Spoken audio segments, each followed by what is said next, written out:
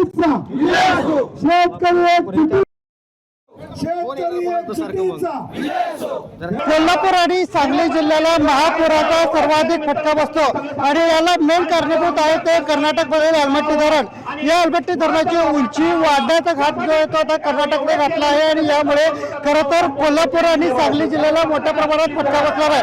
या सर्व विरोधात आज कोल्हापुरातील अंकली फाटा येथे जोरदार आंदोलन करण्यात येत आहे। चक्काजाम आंदोलन जे आहे ते सुरू आहे आणि या आंदोलनाला खरं तर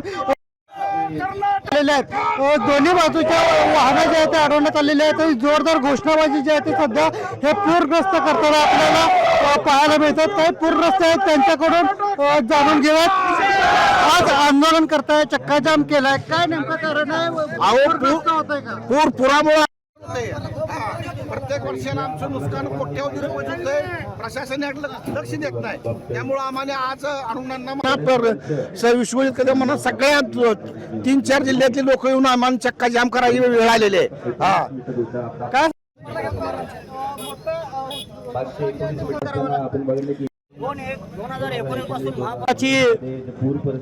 जर भयानकता बघायला चालतंय तर आता या पश्चिम महाराष्ट्रातील 2-3 जिल्ह्यातल्या शेतकऱ्यांना जगायचं मुश्किल झालेलं आहे। सलग महापूर येत आहे आणि वर्षभर पिकवलेला माल 8-10 दिवसामध्ये पूर्ण नेस्तनाबूत होतो। त्यामुळे सर्व सोसायटींची कर्ज, मुलांना शिक्षण, औषधोपचार घेणं मुश्किल झालेलं आहे। या सर्व कारणांनी अलमट्टीची उंची वाढवेल तर हाही तो पण शेतकरी पूर्णपणे उद्ध्वस्त झाल्याशिवाय राहणार नाही। त्यासाठी आम्ही या अलमट्टीच्या उंचीला कडाडून विरोध करत आहे।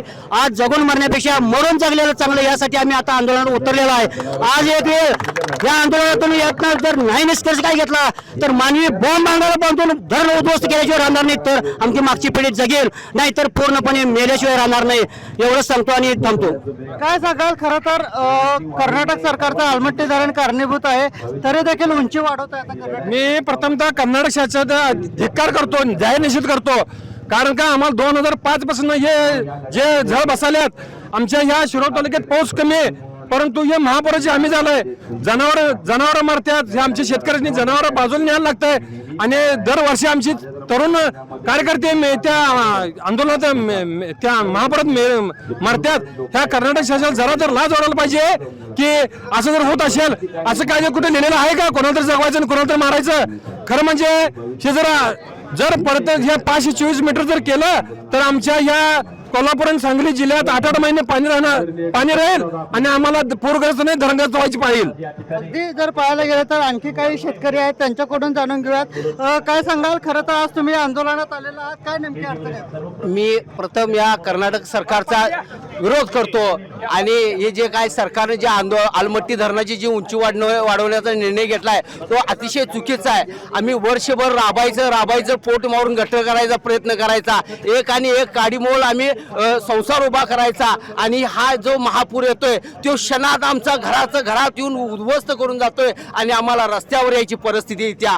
मला इतकंच सांगायचं आहे या सरकारला की ज्या वेळेला 2005चा महापूर आला त्यावेळेला आमची अशी परिस्थिती झाली की वर्षभराचं धान्य आम्ही एकत्र साठवून ठेवायचो आणि ह्या काही क्षणातच एका रात्रीत घरात पाणी शिरचून सगळं आमचा संसार उद्ध्वस्त झालेला आहे आणि या संसार उद्ध्वस्त आम्ही परत उभा करायचं, वर्षभर परत हे सगळं साकार करायचं आणि या पूर आला की हे पाण्यातनं वाहून जायचं, अशी परिस्थिती आमची करू नका आणि या पुराला कुठेतरी या तोडगा काढा आणि हे एक प्रकारचं चांगलं व्यवस्थित चालू ठेवा। केंद्र सरकार काहीतरी आता प्रयत्न करायला वाटतं? राज्य सरकार बरोबर केंद्र सरकारने प्रयत्न करणं गरजेचं आहे, कारण 2005 असेल, 6 असेल, 7 असेल, त्याचबरोबर 19 आणि 21 आलेल्या भीषण महापुराच्या परिस्थितीमुळे अनेक व्यवसाय, उद्योगधंदे, तीर्थक्षेत्र, पर्यटन, बऱ्याच बेरोजगारांनी आर्थिक कर्ज काढून या ठिकाणी रोजगार उपलब्ध केले आणि ते पाण्यामध्ये गेले।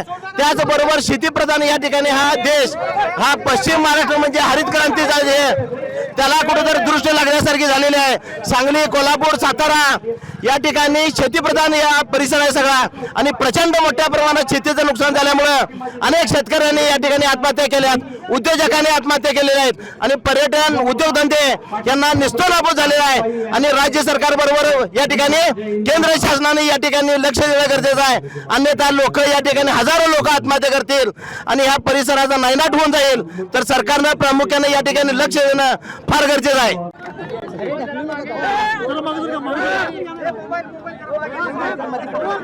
कर्नाटक सरकारनं अलमट्टीच्या संदर्भात जी भूमिका घेतलेली आहे त्या संदर्भात तिथं आज सर्व पक्षीय चक्काजाम आंदोलन होतं. त्यामध्ये सर्व पक्षाचे लोकप्रतिनिधी असतील, सांगली, सातारा, कोल्हापूरचे लोक असतील, हे सगळे आम्ही उपस्थित होतो.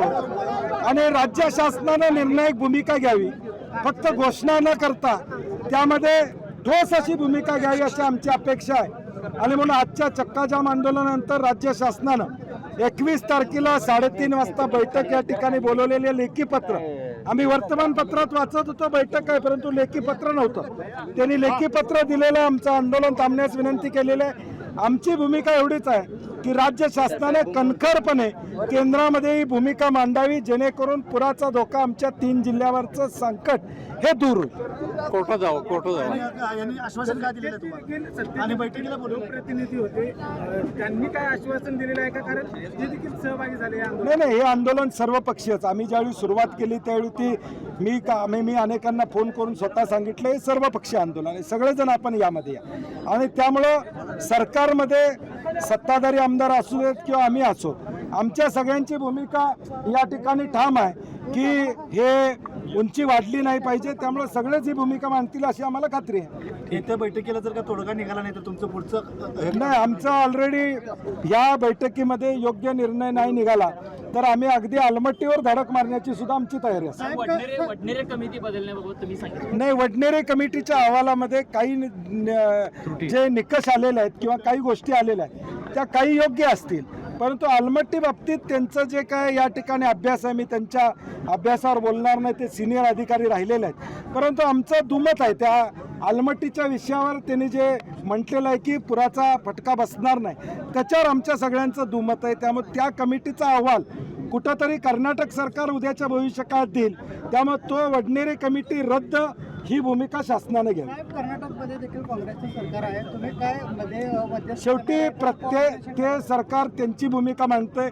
आमची अपेक्षा आमच्या सरकारनं आमची भूमिका मांडावी. खरं तर जी आता स्थगिती मिळालेली आहे ती आंध्र प्रदेश आणि तेलंगणामुळे मिळालेली आहे. महाराष्ट्र सरकार याच्या विरोधात गेलेलं नाही असं खासदार निलेश माने म्हणतात. कोर्टात गेलं पाहिजे काय नेमकं खरं का सांगत नाही? नाही, म्हणून आमचं म्हणणं तेच आहे, या बैठकीमध्ये निदान खरं बाहेर येईल की महाराष्ट्राची भूमिका काय आहे, कोर्टात सामील झाले का महाराष्ट्राचं, तेलंगणा कोर्टात गेलेलं आहे, तर हे सगळं बैठक झाल्याशिवाय आम्हाला त्याची उत्तरं मिळणार नाही. सातारा 3 जिल्ह्याला अत्यंत त्रासदायक ठरणारा सन 2019चा महापूर आणि ह्या महापुराची जी काही कारणं आहेत त्यामध्ये प्रमुख कारण असणारं जे अलमट्टी धरण आणि त्याची आता कर्नाटक सरकारने जे काही निर्णय घेत आहे की त्याची उंची वाढवण्याच्या संदर्भात आज त्याच्या विरोधात या ठिकाणी सांगली कोल्हापूरच्या सर्व पूरग्रस्त लोकांनी आणि शेतकऱ्यांनी आज अंकली पुलावर चक्काजाम आंदोलन केलं होतं. सांगली आणि कोल्हापूर जिल्ह्यातले सर्व लोकप्रतिनिधी, आमदार, खासदार या चक्काजाम मध्ये उपस्थित होते. हजारोने या ठिकाणी दोन्ही जिल्ह्यातले कार्यकर्ते आणि शेतकरी उपस्थित राहिले होते.